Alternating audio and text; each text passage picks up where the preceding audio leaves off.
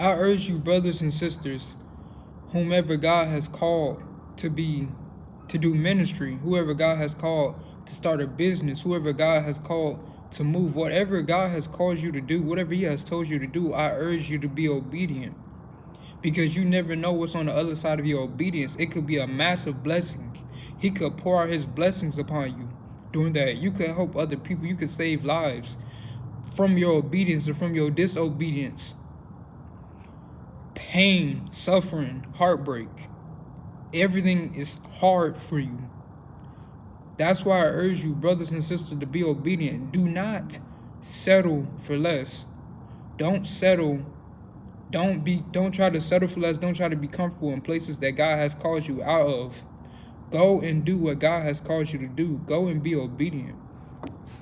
Because we know that all things work together for the good of those who love God, who are called according to His purpose.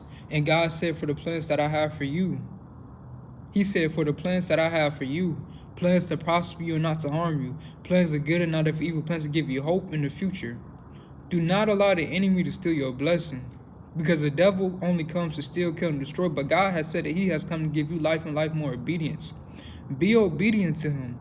Listen, you never know what could be on the other side of your obedience.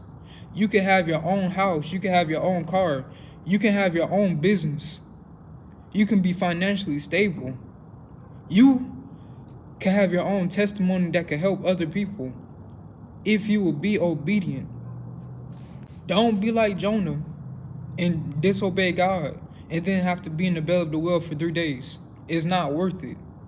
It's not worth being in the belly of the whale for 3 days. Suffering, heartbreak, pain, regret. Be obedient the first time and walk into what God has for you. Walk into your promised land.